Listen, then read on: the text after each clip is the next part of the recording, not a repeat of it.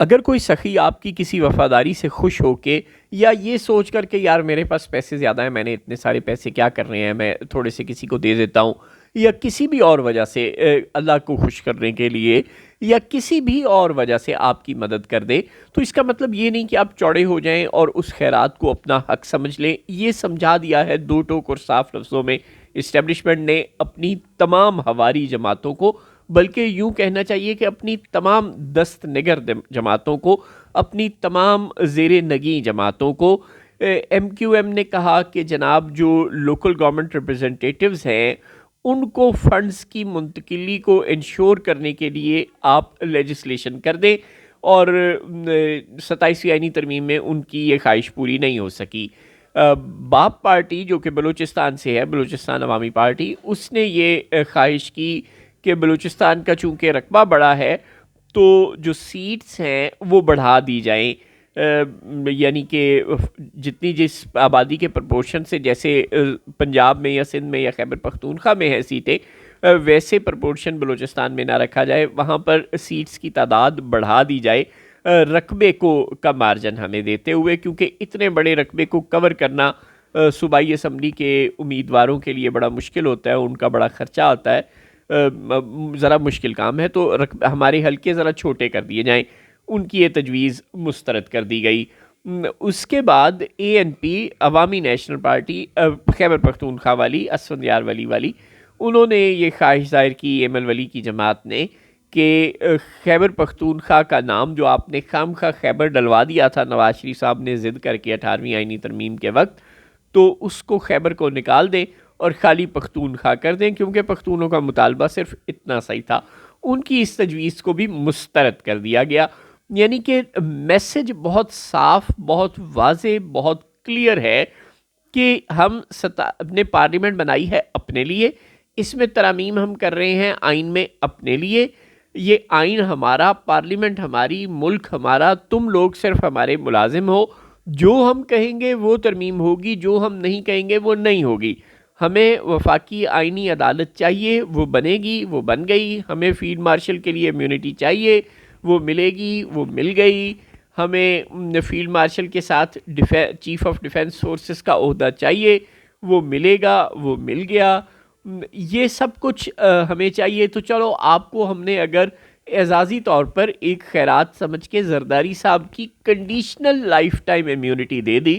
جی ہاں، یہ immunity conditional ہے، یعنی کہ زرداری صاحب اگر کوئی اور پبلک آفس ہولڈ نہ کرے، اب سیاستدان کے لیے سیاست کیے بغیر زندہ رہنا بڑا مشکل ہوتا ہے۔ اگر زرداری صاحب کبھی ایم این اے کا الیکشن نہ لڑیں، کبھی سینیٹر کا الیکشن نہ لڑیں، کبھی کچھ اور الیکشن نہ لڑیں، اور پھر یہ کہ اگر وہ الیکشن لڑ کے جیت گئے، یا فرض کرنے کوئی بھی اور پبلک آفس ہولڈ کرتے ہیں، وہ الیکشن کے بغیر والا بھی، مثلا کسی گورنمنٹ میں وزیر بن جائیں، ظاہر ہے وہ تو انہوں نے نہیں بننا، 2 بار کے صدر ہیں، لیکن 12 وہ تو صدر بن سکتے ہیں، کوئی چیئرمین سینٹ بن سکتے ہیں، یا زیادہ زیادہ ایم این اے یا سینیٹر بن سکتے ہیں، اس سے کم تو ان کا سٹیٹس نہیں ہے۔ تو اگر وہ ایسا کوئی بھی آفس ہولڈ کریں گے تو اس وقت یہ امیونٹی ختم ہو جائے گی۔ ہاں، جب وہ آفس چھوڑ دیں گے تو یہ امیونٹی بحال ہو جائے گی۔ اتنا سا استحقاق زرداری صاحب کو ملا ہے، اس کے علاوہ کسی مانگنے والے کو کوئی خیرات نہیں ملی۔ اسٹیبلشمنٹ نے صاف، واضح اور 2 ٹوک لفظوں میں بتا دیا ہے کہ ہماری شرطوں پر ہمارے ساتھ زندہ رہنا ہے آپ لوگوں نے، کیونکہ آپ کوئی عوام کا مینڈیٹ نہیں لے کر آئے، آپ ہمارا مینڈیٹ لے کر آئے ہیں۔ ہم نے آپ کو چوری کر کے، ڈاکہ ڈال کے، الیکشن باقاعدہ ہائی جیک کر کے، پورے کا پورا الیکشن چوری کر کے آپ لوگوں کو دیا ہے، اور آپ عوامی نمائندے نہیں ہیں جو آپ عوام کے حقوق یا اپنے حقوق یا اپنی خواہشات کی بات کرتے ہیں ہمارے سامنے۔ آپ ہمارے ملازم ہیں، ہمارے نمائندے ہیں، تو جو ترامیم ہم نے منظور کروانی ہے، جن کی ہمیں ضرورت ہے، بس وہ منظور ہوں گی، اس کے علاوہ نہیں تو چپ۔ اور آپ دیکھ لیں کہ نون لیگ کے سینیٹر، اللہ ان کو جلد از جلد شفائے کاملہ دے، جناب سینیٹر عرفان صدیقی صاحب، وہ علیل ہیں، خاصی بری حالت میں ہیں، وینٹیلیٹر پر ہیں، اللہ تعالیٰ ان کو جلد از جلد شفائے کاملہ عطا کرے، تمام بیماروں کو شفائے کاملہ عطا کرے۔ ان کی بیماری کی وجہ سے ایک سیٹ کم ہو گئی، وہ ظاہر ہے ووٹ ڈالنے نہیں آ سکتے، وینٹیلیٹر پر ہیں، اور دوسرے سینیٹر جو نیشنل پارٹی ہے بلوچستان کی، ڈاکٹر عبد المالک بلوچ والی، انہوں نے انکار کر دیا. انہوں نے ان کے اندر سے پھر وہی ووٹ کو عزت دو جاگ پڑا. انہوں نے کہا نہیں، ہم تو اس والے نواز شریف کے اتحادی تھے، اس والے نواز شریف کے ہم اتحادی نہیں ہیں، جاؤ بھاگ جو. ہم ان کا ایک ہی ووٹ تھا، تو ایک ووٹ ان کا چلا گیا اور ایک عرفان صدیقی صاحب بیمار ہو گئے. یوں 2 ووٹ کم ہو گئے حکومتی اتحاد کے، 66 کی بجائے 64 رہ گئے.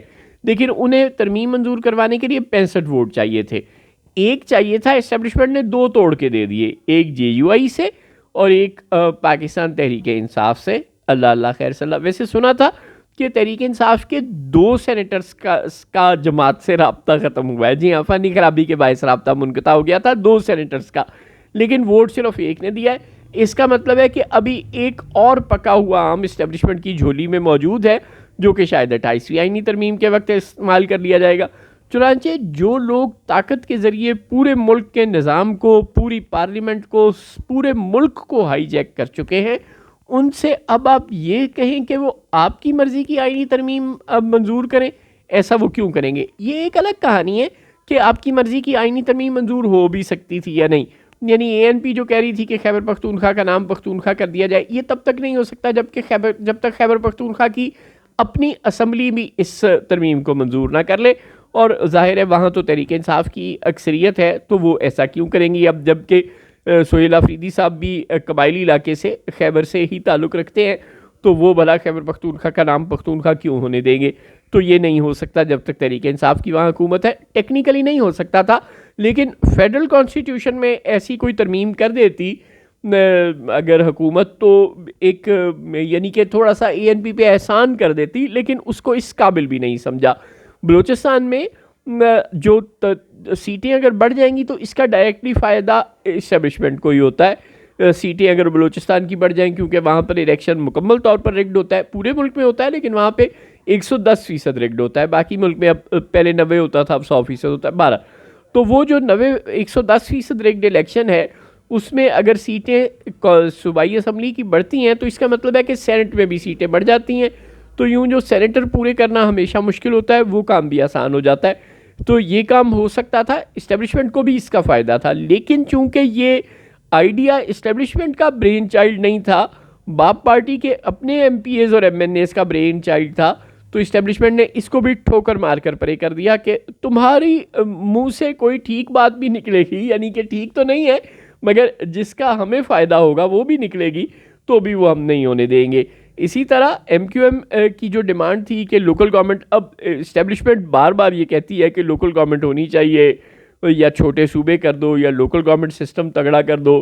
اور لوکل گورنمنٹ سسٹم کو تگڑا کرنے کے لیے ایم کیو ایم نے یہ ڈیمانڈ کی تھی، اور یہ قرارداد پنجاب اسمبلی منظور بھی کر چکی ہے، لیکن وہ بھی نہیں منظور ہوئی، صرف یہ ثابت کرنے کے لیے کہ اپنی اوقات میں رہو، ہمارے ملازم ہو، ہمارے نمائندے ہو، تو جو ہم کہیں وہ ترمیم ہوگی، جو ہم نہیں چاہیں گے نہیں ہوگی.